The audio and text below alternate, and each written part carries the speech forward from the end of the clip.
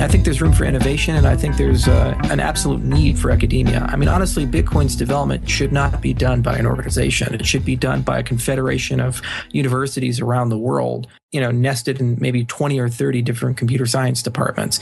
And then you don't have corporate bias. You kind of have people doing things not necessarily for economic motivation. They're doing it for other motivations, which would be much more in tune with how Bitcoin needs to evolve, at least in my opinion. We're joined by Charles Hoskinson, director of the Bitcoin Education Project. Charles, thanks for joining us again on Let's Talk Bitcoin. Oh, Adam, it's absolutely a pleasure to be here. We got back from this latest event in Georgia. The situation has sort of changed a little bit in the last couple of weeks. Can you bring us up to speed on your project? Absolutely.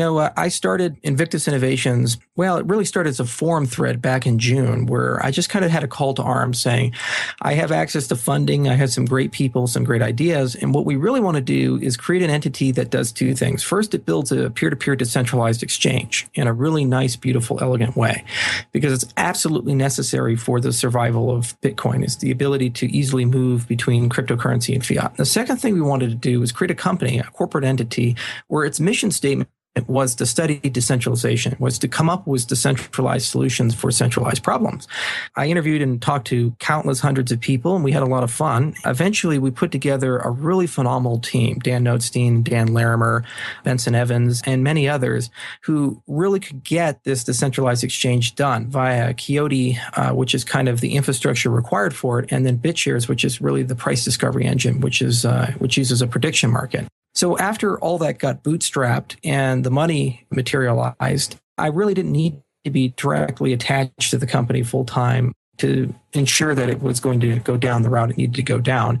There's an excellent, smart team that it's both highly motivated and capable of getting it done. So I'm now transitioning to something that is still necessary, which is education.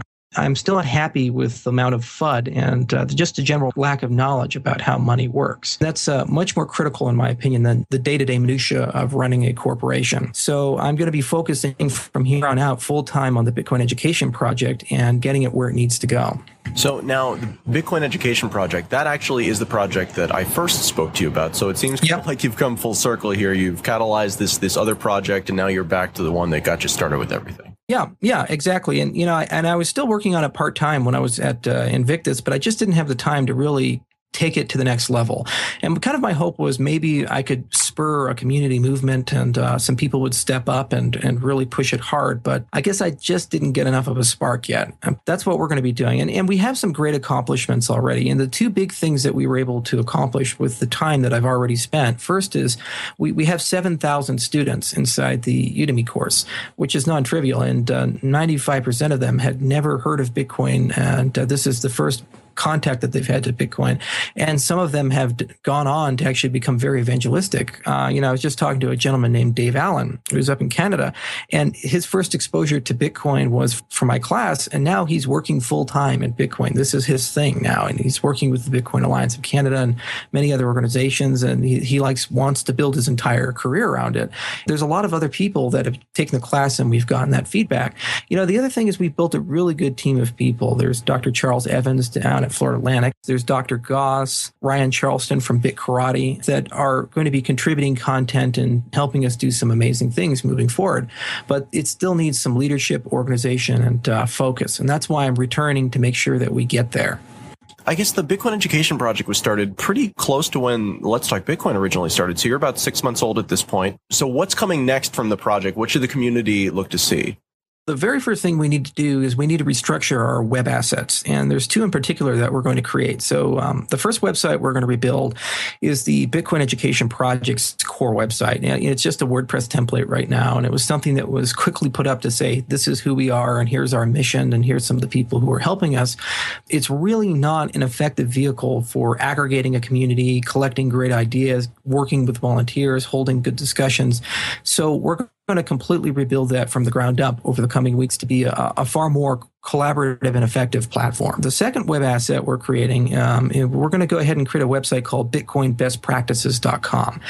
And its goal is to basically construct best practices content for both users and businesses in a crowdsourced way. So we're going to create a list of questions about that provoke thought in what are the best practices for financial privacy, for security, for safety on the consumer side, and also actual business survey that we sent out to many Bitcoin businesses or businesses that accept Bitcoin, and try to create kind of a baseline on a yearly basis and put it into a PDF that people can download and read. And it has bullet pointed best practices information that's very accessible and easily translatable, so we can actually get this ported to other countries.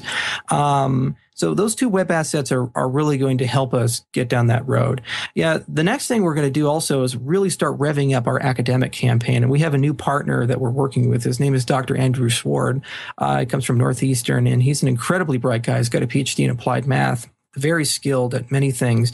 And he's going to step up to the plate and finish the annotated Satoshi line. To recap what the annotated Satoshi line was intended to do, is it's mainly supposed to be an introductory course for a graduate level computer scientist who's interested in cryptocurrencies. So let's say you have a PhD in computer science, you're a professor, you're a graduate student looking for research, and you've heard of this Bitcoin thing. An alpaca socks video is really not what you're looking for. You're looking for an in-depth overview of the technology and the kinds of problems that this technology needs to have resolved or solves, from proof of work to blockchain architecture and so forth. And so Dr. Schwartz is going to get into the nuts and bolts, into the mechanics, and work meticulously at producing some incredibly high quality content, and including going through source code and also talking about major problems that are on the horizon that are open areas for research. And our hope is that's going to kind of spearhead academic involvement. Another thing too is it's unfortunate that I named it the Bitcoin Education Project. I probably should have called it the Cryptocurrency Education Project, but we'll stick with Bitcoin.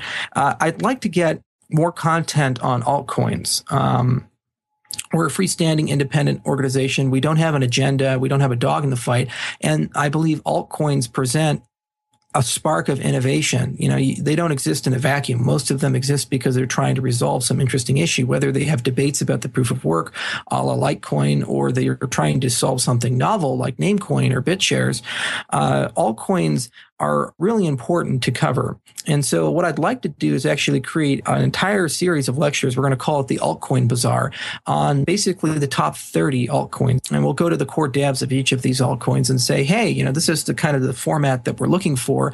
Help us make a great lecture explaining why your altcoin exists, what's special about it, what it hopes to solve, and why it's different than Bitcoin. Why, is this just a philosophical difference, or is there some technology under the hood that really justifies its existence, or some problem it solves? Another thing we're going to be doing, we'd like to port the Bitcoin Education Project outside of just a digital spectrum and put it into the physical spectrum. It's very important to have that person-to-person contact.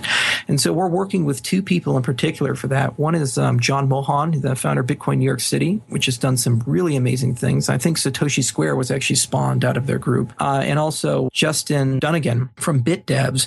And what we're going to do is create a Bitcoin meta meetup group. So basically, we're going to take everything that's been done at Bitcoin New York City and everything that's been done with BitDevs and turn it into a franchise model and just kind of have it like a successful meetup group in a box. Everything you need to know, all the resources, the structure, the management, how you should run things into a box, and port it out into as many places across the United States as possible.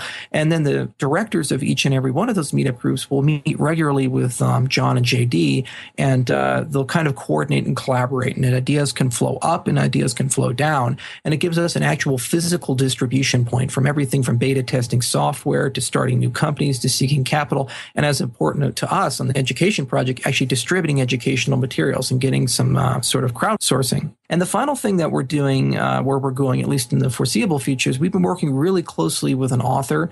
His name is Justin O'Connell. He's been writing a wonderful Bitcoin book, Bitconomics. And he started as just a small, like 60, 70 page thing. And I think it's grown to over 150 pages now.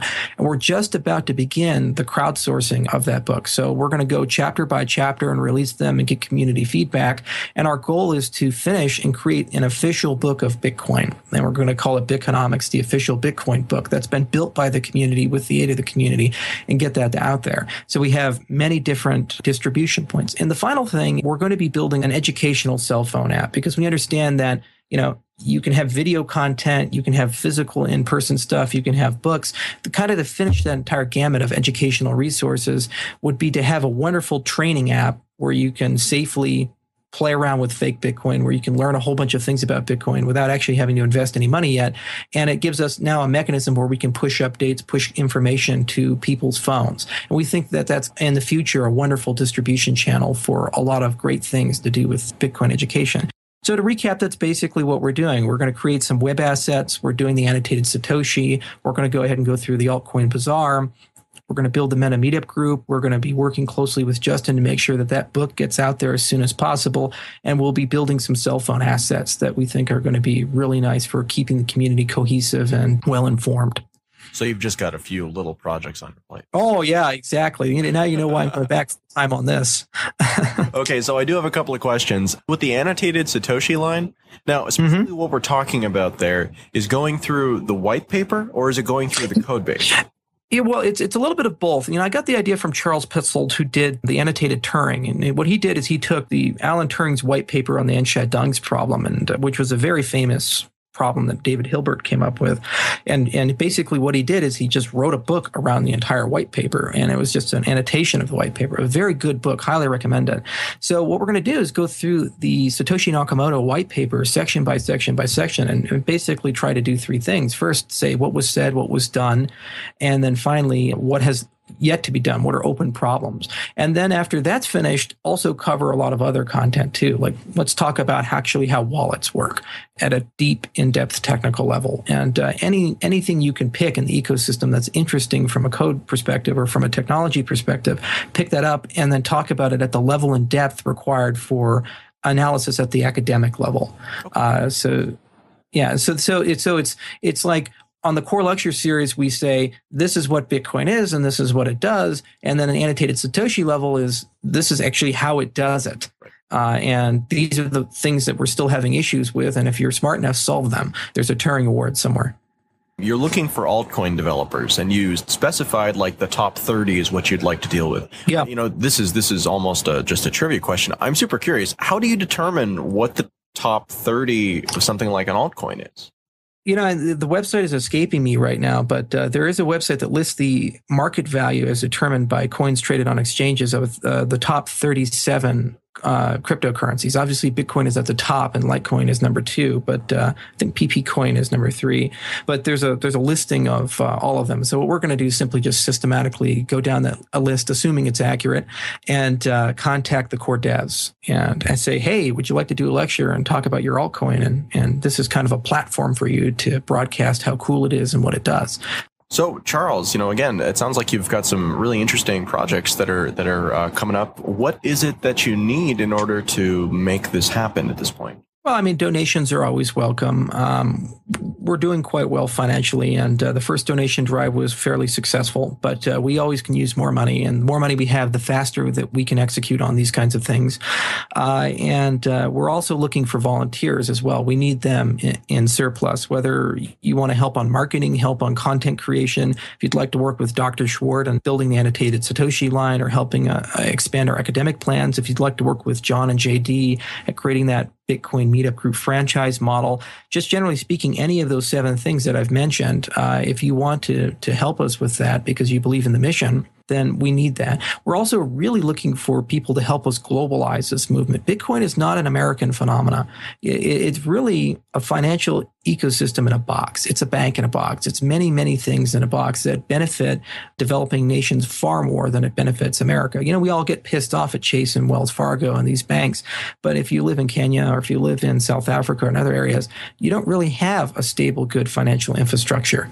It's very corrupt, very high fees. I was talking with the Kiva guys not too long ago, and some of the microfinance loans that they push through charge a 40 to 50% interest rate on these loans. So that's a very predatory financial system. And something like Bitcoin, if it's properly massaged and there's a lot of infrastructure built around it, could completely change the world. This is a financial system of the next generation for 7 billion people, not just 2 billion people who won the geographic lottery and where they were born. So we would love to have volunteers help us globalize this movement, translate content, develop content that's specific to certain cultures. Like, for example, I'd love to have a discussion about how Bitcoin relates to Islamic finance. And if anybody would like to take the lead on that, that would be phenomenal.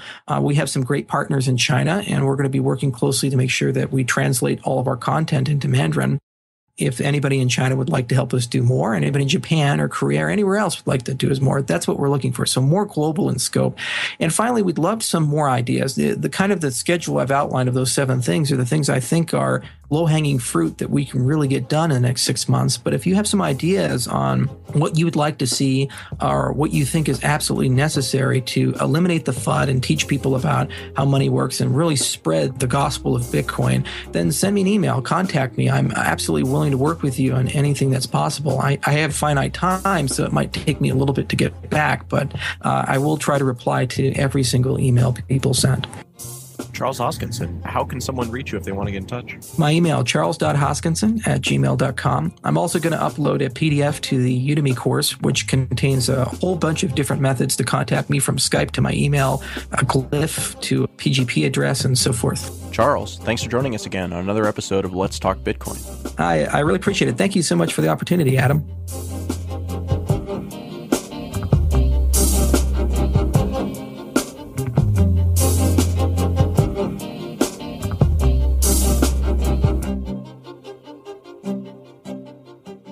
Hi, this is Jason King, founder at Sean's Outpost, and you are listening to Let's Talk Bitcoin. Sean's Outpost is a homeless outreach in Pensacola, Florida, and we are proudly powered by Bitcoin. To date, over 13,000 meals have been fed to the homeless in our area, all purchased with Bitcoin and through the generosity of the cryptocurrency community. Read more about us at seansoutpost.com. Food, shelter, Bitcoin, everybody. Sean'sOutpost.com.